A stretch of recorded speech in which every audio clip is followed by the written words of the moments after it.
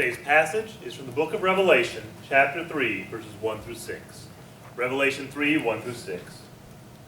To the angel of the church of Sardis write, "These are the words of him who holds the seven spirits of God and the seven stars.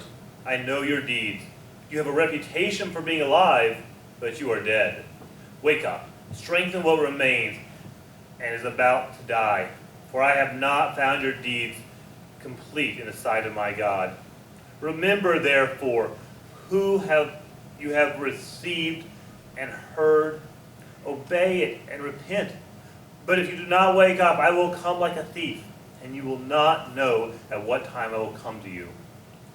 Yet you have a few people in Sardis who have not soiled their clothes. They walk with me, dressed in white, for they are worthy. He who overcomes, like them, will be dressed in white, and I will never blot out his name from the book of life, but will acknowledge him before my Father and his angels. He who has an ear, let him hear what the Spirit says to the churches."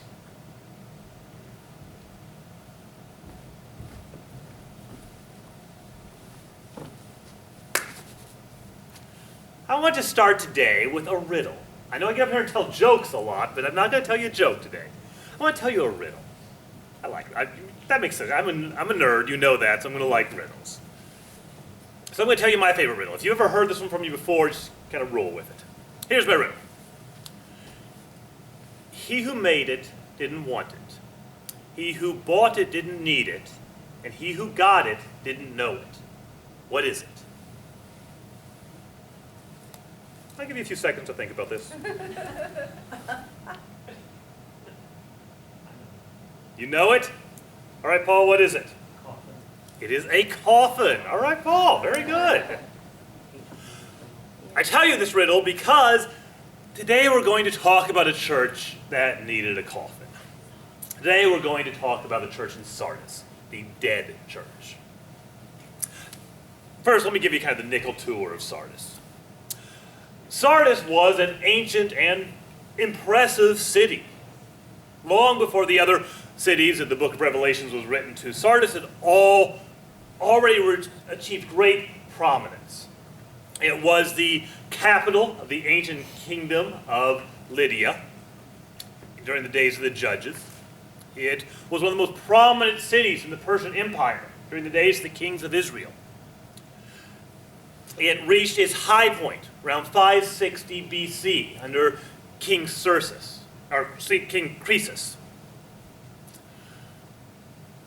It was a city that sat on the intersection of 5 different trade routes. So money just flowed into the city. And the city's real power came from its natural defenses. It was situated on top of a high plateau with 1,500-foot cliffs on 3 sides, going straight down. And then the last side, the south side, had a steep hill that was easily defended. The city was basically an impenetrable fortress. And under Croesus, it grew in power and fame. Not only was Croesus one of the most powerful kings of his time, he was one of the wealthiest men in all history. I mean, Bill Gates had nothing on this guy. The name Croesus became synonymous with wealth. And the people of Sardis knew their history. They were proud of the heritage of their city. However, by the time we get to the 1st century AD, things had changed. Sardis was just a shadow of its former self. By this time, the Roman Empire had established Pax Romana, the Roman peace. This meant that most cities did not need high walls or 1,500-foot cliffs on 3 sides. They could spread out in large open territories. The high plateau didn't have enough space for a modern Roman city. And so without the luxuries and the entertainment of other cities, people started to flee Sardis. Sardis was still on the trade route, so money continued to pour in, but the city was stagnant. The innovators had left. The political power had shifted away from Sardis and over to her neighbor, Pergamum. The buildings stood as monuments to what Sardis used to be. The city was still there, but it was just a ghost of its former self. It was a city of the past. It had a reputation, a name, but it was a dead city. I think that's also a good analogy for the church in Sardis. The church in Sardis had a name, a reputation, but it was a dead church. That's how Jesus began this letter. There are no opening words of congratulation. Jesus does not begin his letter to Sardis by saying what things they were doing right. First, Jesus said that he is the one who holds the 7 spirits of God in his hand. There's a lot of debate about what that means, and I don't want to get bogged down into that. It's enough to say that Jesus was saying that he has the authority. He is the one who holds the power. He holds all the cards. And then he said, I know your deeds. You have a reputation for being alive, but you are dead. Can you imagine what it was like a Sunday morning when they read that letter? Sardis, a dead church. Sardis was a church other pastors looked to and used as illustrations to inspire their congregation. They said, look at Sardis. That's a church that is filled with life. They didn't have any of the obvious problems of the other churches. There was no internal heresy. There was no Balaam or Jezebel trying to get the people to compromise their faith. They weren't facing intense persecution from the Roman Empire the way some of the other churches were. They had probably done great things. They had probably sent out missionaries and created social programs and helped those in need. This was a church that was proud of its heritage. And yet, Jesus said, I know your reputation. Now, Jesus, God himself said they had a reputation for being alive. You know they're going to boast about that. This church thought of themselves as a living church. They had a reputation for being alive. But Jesus said, I know you have a reputation for being alive, but really you are dead. The church was a church without any real substance. So what happened? What causes a church to become a dead church? I mean, the natural state for someone who is in Jesus Christ is life. I'll pause on that for just a second because I think we can underestimate its significance. The natural state for someone in Jesus Christ is life. We live in a dying world. We live in a world that is desperate for any distraction away from the reality of death. Yet we are in Jesus Christ, and our natural state is life. For this to be a dead church meant something had to go wrong. They had to be missing something that is essential to life. Before I get to that, I do want to talk about a couple things that are not signs of a dead church. Because I think sometimes people will get confused about what makes a church alive or dead.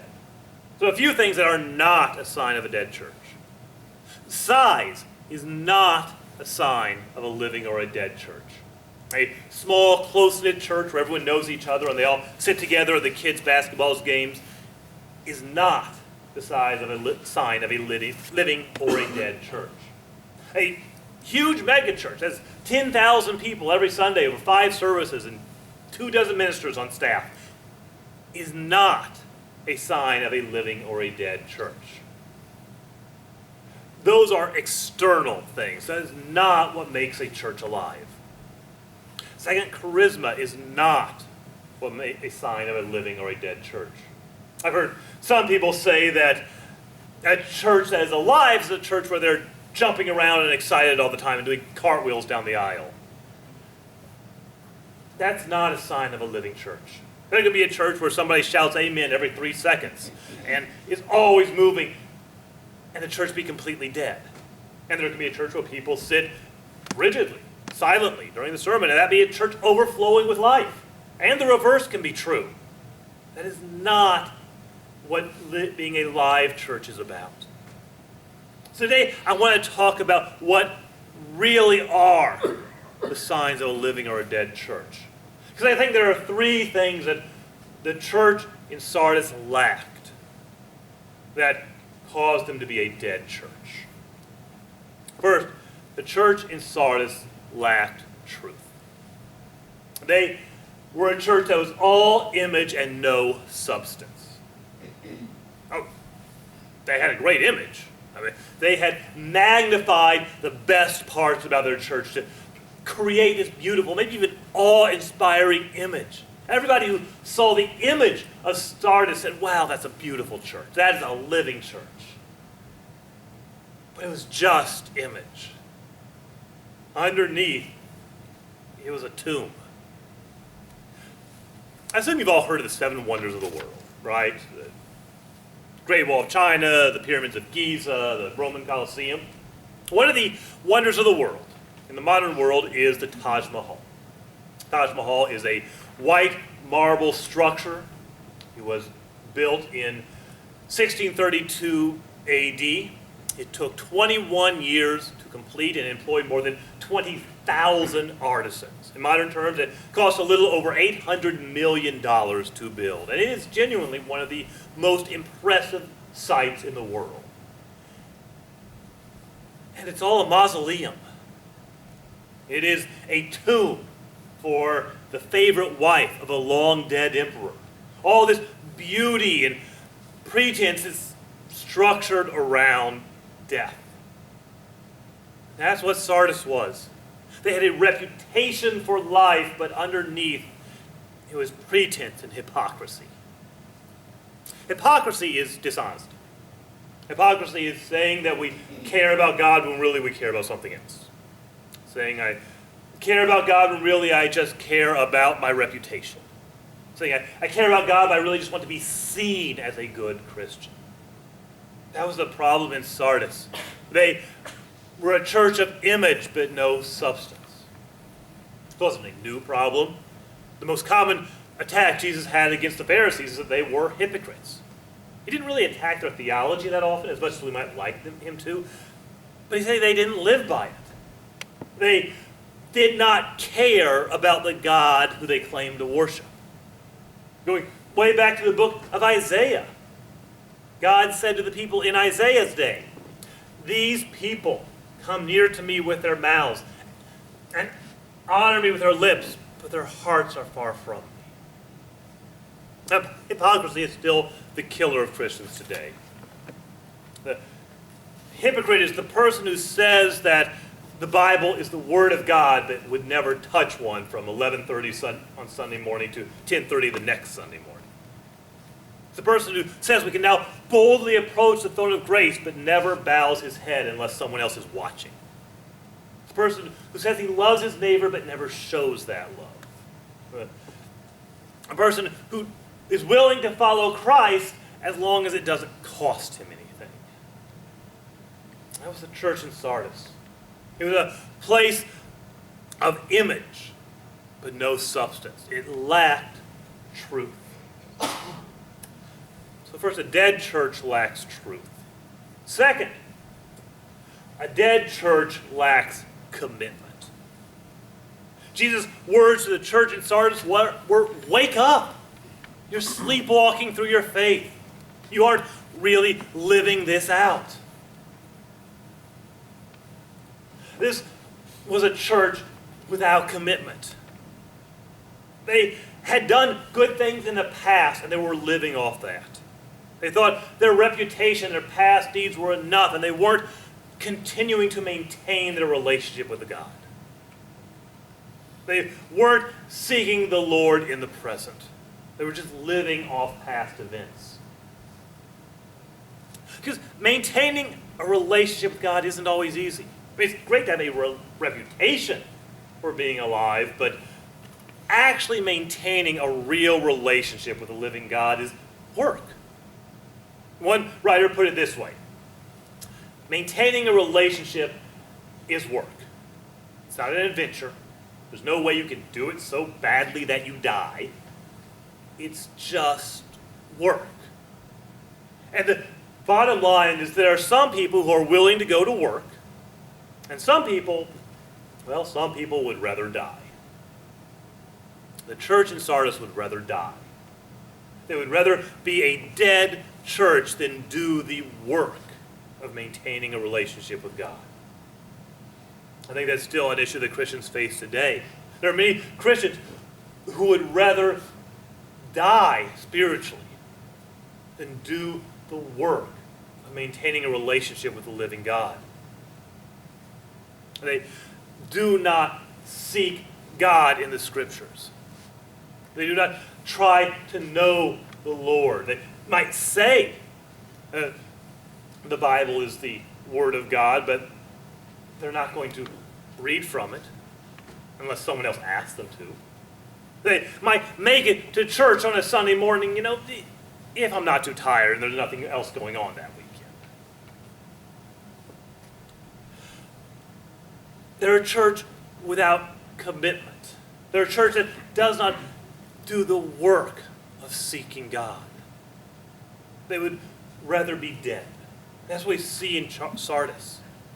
It's a church that likes a reputation for being alive, but they didn't do the work of maintaining a relationship with the Lord.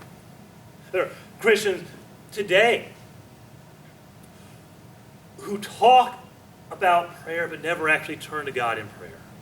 And then they are surprised, even angry, the fact that if they ever do bother to pray, that they don't receive the same kind of strength and encouragement that someone who has spent years building a relationship with God on a daily basis receives.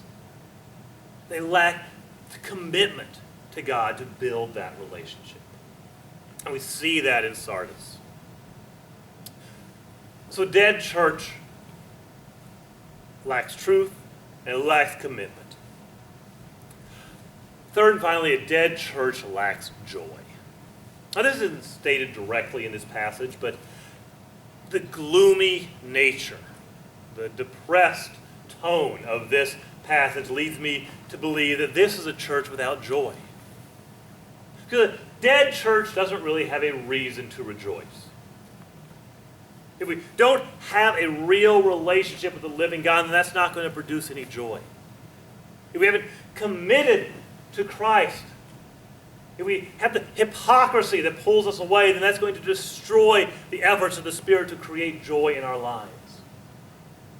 A genuine relationship with the living God creates joy for a person. A lack of commitment and hypocrisy does not. So a dead church lacks truth, it lacks commitment, and it lacks joy. But Jesus said it's not too late. Wake up. It's not too late for this church in Sardis. Because the church wasn't completely dead. There were still signs of life. One of the biggest signs of life is that the church wanted to live.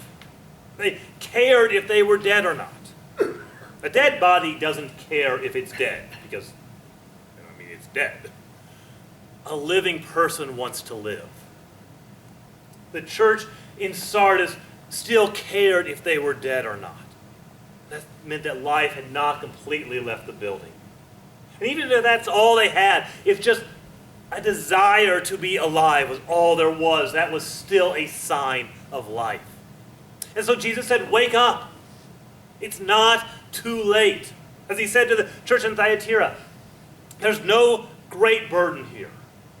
There's no new command, there's no penance, there's no great deed that needs to be done. Just wake up.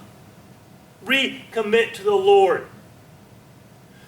Kneel before the living God in prayer. Seek God in the Scriptures and in meditation and in fasting and in solitude. Come together with other believers and worship the living God. Commit to Him instead of the things of this world. Wake up. It's not too late.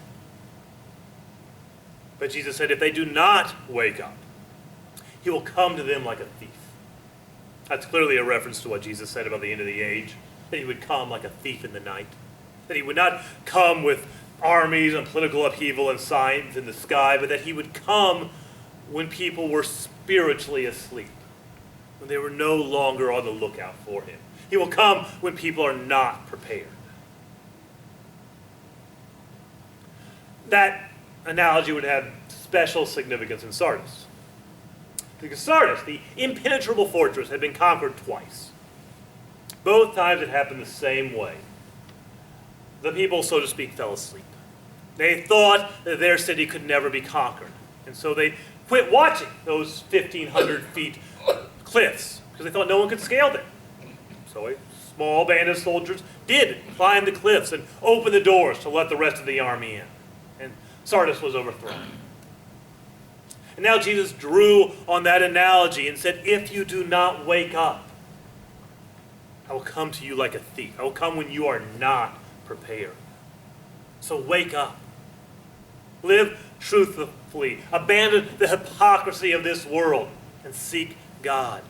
Commit to the living God instead of the things of this world. And rejoice because Christ is with us. And experience the joy of a relationship in Him. In a moment, we're going to stand for our invitation. And if you feel like someone is shouting in your brain, wake up. If you've been sleepwalking through your faith and you need to come to life, you have an opportunity. Either this week, talk to myself, talk to one of the elders, or even right now, if you need to wake up, you have a chance. I ask you'll stand with me now for our invitation hymn, which is Beneath the Cross of Jesus, and we'll sing just the first verse.